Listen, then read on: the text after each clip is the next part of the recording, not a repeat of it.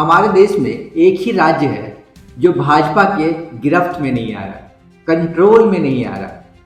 वो है पश्चिम बंगाल।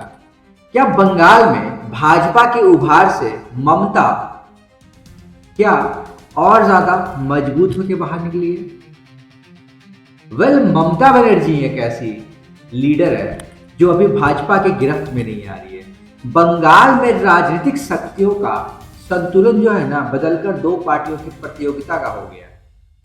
यह ममता के अनुकूल है क्योंकि कांग्रेस और मकपा उनके सामने मुसलमान के वोट बांटने की समस्या पेश करती है। यही है बंगाल की राजनीति की। ममता बनर्जी की राजनीति जो है ना, ये खास बात यह है कि हमेशा टेढ़ी चलती है। ममता बनर्जी कभी भी सीधे नहीं चलती। इसीलिए उनके जो विरोध के लिए जो विरोधियां होते हैं ना, उन्हें वो पस्त करना उनको मुश्किल हो जाता है। उनके विरोधियों के लिए उनको पस्त करना मुश्किल हो जाता है। ठीक उसी तरह जैसे शतरंज जो होता है ना, शतरंज के खेल में कैसे घोड़ा होता है, वो ढाई घर कूदता है ना, इसलिए उसकी जो मार होती है ना, समझना खिलाड़ियों के लिए दिक्कत होता है। जबकि ममता की जो ढाई घर से भी कम या टेढ़ी हो सकती है। इसीलिए ममता बनर्जी टेढ़ी खीर के समान है। वो बोलते हैं ना, टेढ़ी चाय टेढ़ी खीर, जो भी हो वैसा है ममता बनर्जी। और ये सच में ये गिरफ्त में नहीं आ रही है। ये ममता बनर्जी ही थी जिन्होंने नीतीश कुमार को इंडिया गठबंधन का संयोजक नहीं बनने दिया था। इसका नतीजा यह निकला कि इसका ढांचा भी नहीं रेडी हो पाया। इसीलिए नीतीश कुमार जी मजबूरन भाजपा में चले गए और भाजपा से अलायंस करके बिहार में अभी वो राजनीतिक पार्टियां चला रहे हैं। और सबसे बड़ी बात पता है क्या, ममता बनर्जी इसमें यह भी दावा कर दे कि इंडिया गठबंधन का सदस्य हूं मैं। इसलिए ममता बनर्जी को समझना मुश्किल ही नहीं है। हालांकि भाजपा को राष्ट्रीय स्तर पर कुछ ना कुछ तो फायदा जरूर हुआ है, लेकिन बंगाल के स्तर पर ममता के रूप को भाजपा के प्रति नर्म बताने की कोशिश कभी नहीं करनी चाहिए, क्योंकि ममता बनर्जी का भाजपा बंगाल में पकड़ बहुत खतरनाक है। ममता की जो टेढ़ी चाल है ना, एक और उदाहरण आपको मैं बताता हूं। बंगाल में अपनी पार्टी तृणमूल कांग्रेस के खिलाफ भाजपा के उभार को भी अपनी राजनीति के लिए मुफीदा बनाया है।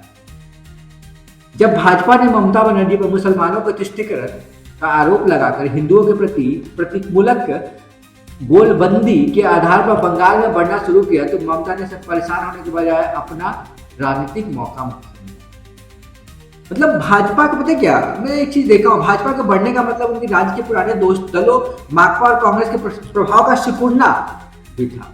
बस उन्हें यह सुनिश्चित करना था कि उनकी पार्टी के प्रभाव में कटौती ना हो। उन्होंने यह नहीं किया कि तृणमूल कांग्रेस की शक्ति में छा जाए। कांग्रेस और माकपा एक बड़ा हिस्सा है, भाजपा में समा गया और ये दोनों पार्टी तकरीबन सिफर हो गई। भाजपा के उभार से बंगाल में राजनीतिक शक्ति का संतुलन बदलकर एक से दो पार्टियों की प्रतियोगिता का हो गया है। यह ममता के अनुकूल साबित हुआ कि क्योंकि कांग्रेस और माकपा उनके पास हमेशा मुसलमानों के वोटों को बांटने का काम करती है।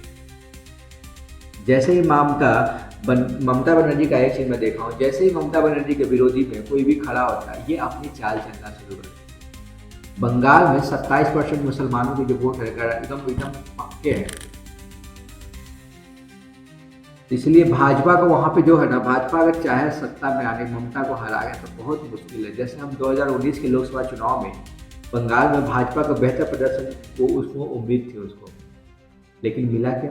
प्रचार तंत्र और जो भी आपने खर्चा किया उसमें मिला क्या? जैसे 2019 दे लो, 2021 के विधानसभा चुनाव में भी जबरदस्त राजनीतिक माहौल पैदा करते तृणमूल को हराने की कोशिश, लेकिन भाजपा को मिला क्या? फिर भी हार मिली। मोटे तौर पर अगर हम कहें तो पता है क्या, बंगाल में 70%, अगर मान लीजिए 70 बूथ है ना, तो केवल तृणमूल के ऐसा एक संगठन है बंगाल में जिसके पास पूरे प्रदेश में हर बूथ पर तैनात करने के लिए प्रतिबद्ध, सक्षम और अनुभवी कार्यकर्ता सिर्फ भाजपा को, सिर्फ तृणमूल के पास। बंगाल में जो है ना, भाजपा का संगठन उतनी नहीं है जितनी और सब राज्यों में। जैसे अभी एसआईआर का वहाँ पे एसआईआर जो हो रहा था, उसमें जितने भी नाम कटे थे तृणमूल का हर एक कैंपेन में, हर एक बैनर के तले हर एक का नाम जोड़ा जा रहा था। लेकिन भाजपा में एक दो देखने को मिला, उतना देखने को ही मिला ही नहीं। मतलब जितना जितना काम तृणमूल के वहाँ करते हैं, जो भी हो वोट के लिए, जो भी के लिए, या बंगाल का विकास के लिए, जो भी हो, लेकिन भाजपा का सच में वहाँ पे संगठन उतना मजबूत नहीं है जितना आप तृणमूल कांग्रेस का देखते हो। तृणमूल कांग्रेस, ममता बनर्जी जो है वो इतना आसानी से हार नहीं मानने वाली है। टेढ़ी खीर है भाई, मतलब टेढ़ी है वो। और मेरा तो ये मानना है कि टक्कर की भी है। प्रधानमंत्री नरेंद्र मोदी, अमित शाह का जितने भी चाल चलते हैं उस चाल पे वो पानी फेर देती है, मतलब आगे बढ़ने नहीं दे रही है।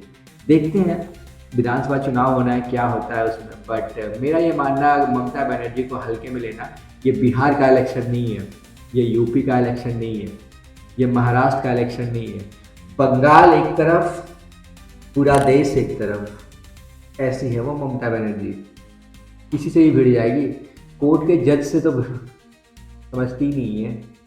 अगर वो राइट रहती है तो चुनाव आयोग को तो ऐसे ही लताड़ते रहती है। तो आप सोचो, चुनाव आयोग को ऐसे ही लताड़ते रहती है। ये हाल है।